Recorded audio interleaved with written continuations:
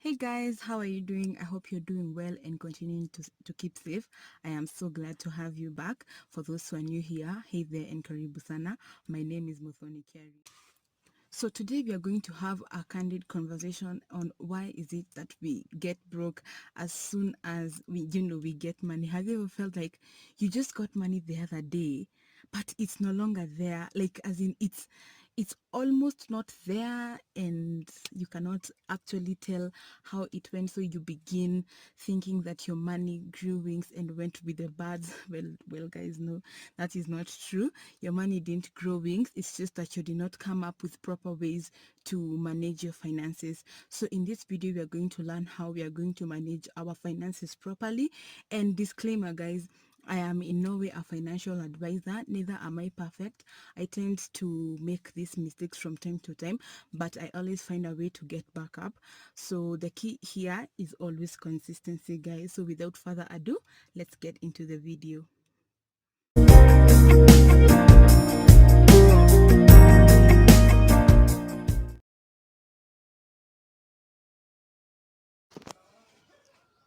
So the first reason why you're probably getting broke before payday is not having a budget. Not having a budget is such a risky move. Are you operating without a budget? So what not having a budget does, it encourages out of control spending, which will later on translate to entering yourself into debt. And let's be real, for how long can debt money sustain you? So later on it will translate in financial stress. See guys, it's just a series of turmoil, and so you'll not be able to save properly, which will also hinder you in reaching your financial goals. And also you'll not be able to sort unexpected expenses once they pop up. A budget will help you have more financial control. It will also help you plan for your money and know how much each coin is spent. And also it will help you have the discipline not to spend your money all willy-nilly. Is how to make a very simple budget which will not even cost you a dime. You'll just need a pen, a paper, and of course your critical thinking. Why do you need your critical thinking? It is so that you do not enter crazy figures in your budget. So what you'll need is just two columns on a piece of paper.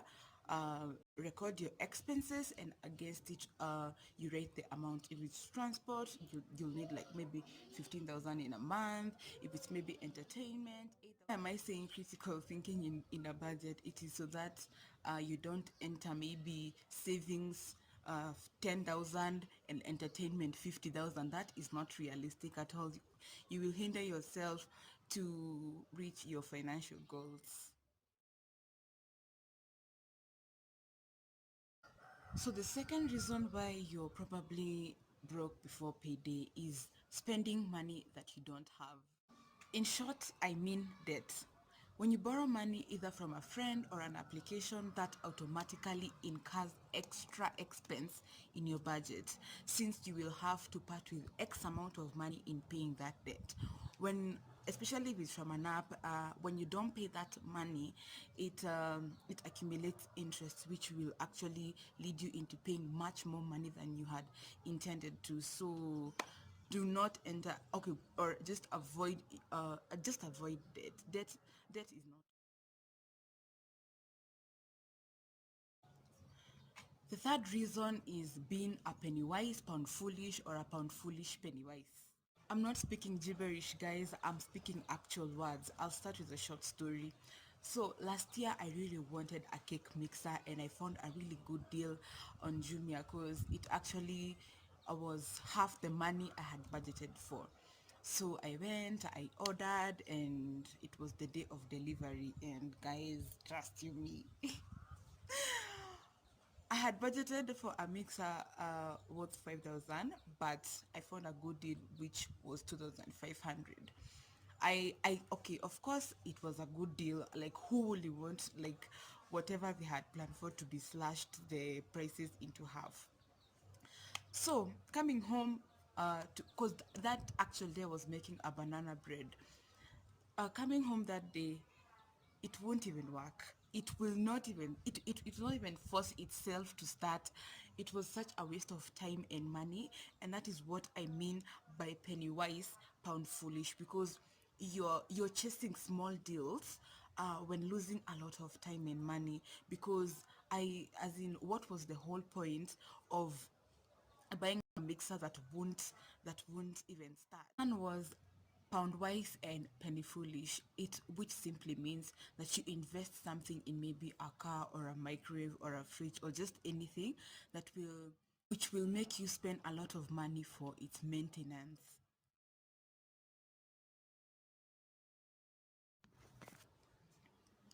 The fourth reason is impulse buying. Guys, I hate to be the bearer of bad news, but when it comes to impulse buying, we're all victims. Based on our gender, we impulse spend differently. Maybe for ladies, they say mostly it's shoes, clothes, and bags. For men, it's eating out and buying drinks.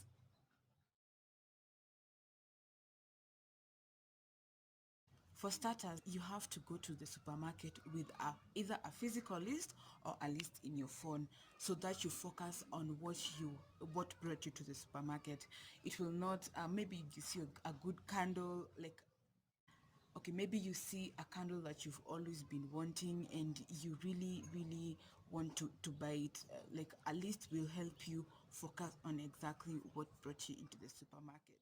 You also need to ask yourself two questions: why am I buying this, or am I buying this since I've just set my eyes on it? If you want to buy it because you've just set your eyes on it, don't buy it at first. Go home, sleep on it, sleep on it another day, and if you really, really want it, just put it down in your wish list. Speaking of wish lists, I always have a wish list, which has helped me really control my spending. Especially when you walk in the streets, you see a nice blazer, a cute top, or nice shoes you want to buy. So each and every 3 months, I allocate money for myself to buy shoes, clothes, and anything I want. So, which has helped me buy the things that I had planned for and not things I have just seen. So I think making a wish list is very important. So if it's that candle you've seen, or it's that shoe you've seen and you really like it, and it's giving you sleepless nights, just jot it down in your wish list and actually start allocating money in maybe every month or every 2 months or every 3 months. For me, 3 months work, so it will allow me to save up a bit and buy anything that is on my wish list.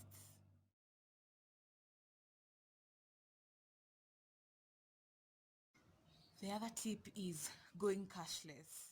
I feel like credit cards, debit cards, and M-Pesa can be a recipe for disaster if not well managed or if not well used, because it will be so hard for you to waste 5,000 cash. Like, you're seeing it, you're holding it, you're feeling it in your hands. So the chances of you changing your mind will be very high, rather than a card which you'll just swipe and forget, or an M-Pesa statement where you just enter your pin, okay, and whatever, and then cash is transferred. Like, the chances of you having second thoughts of wasting that money will be so high. So as much as we're in the corona period, so after corona, maybe you can consider maybe um when you go maybe to eat or shopping or just anything that requires you to spend money, carry cash, because it will help you get a little bit disciplined rather than using M-Pesa or using your card.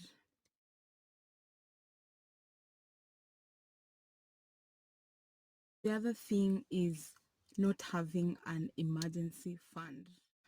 In your budget, always allocate a certain amount of money, depending maybe on your lifestyle, for emergencies. As the name suggests, an emergency is something that is unplanned for. Let's say your car broke down in the middle of the road. Of course, you will need money to fix it. What an emergency fund does, it ensures that you have absolutely no problem, or just a seamless flow of how you will get that money, instead of calling people, hey, by the way, unajua, I need some money, what. People are likely to disappoint you, and um, chances of you getting that money are very low. And again, borrowing money is just a step to debt, which will then again mean that the next time you are going to have cash, you must part with X amount of money to pay this debt. So you see, it's better always to be prepared. And now more than ever, you should know that failing to plan is planning to fail. So do not sabotage yourself. An emergency fund will also help you be properly prepared when disaster strikes.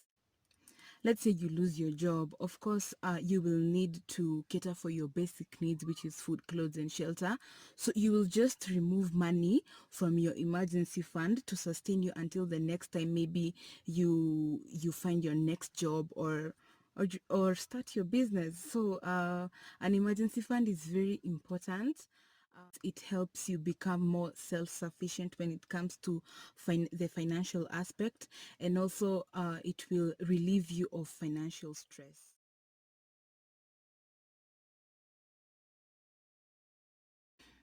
The other thing that is making you broke is expensive social activities too oftenly. Well, the keyword there is oftenly. I'm not saying that you should not go to a very expensive restaurant and eat there or go and enjoy a spa date or go out with your friends.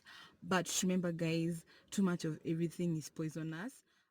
When you overdo the expensive social activities, they are very, very harmful to your financial growth.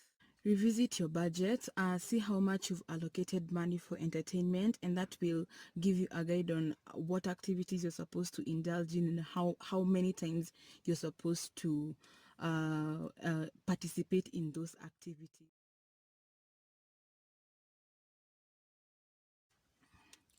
The other reason why you're getting broke very fast is you're too generous.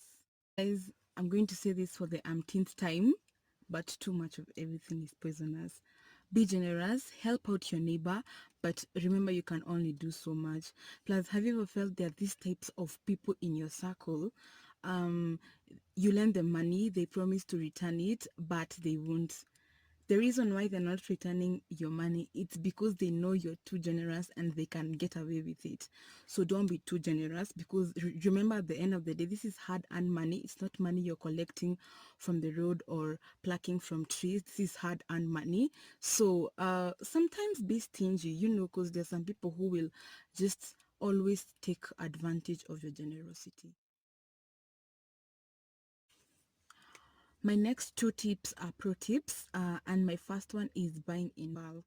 I feel like buying in bulk is way cheaper and very convenient, since it will help you shorten the trips to and from the store, and also it will help you save up for a rainy day, because you might not have the money but you have the supplies with you. The other pro tip is, if you're not sure, always save.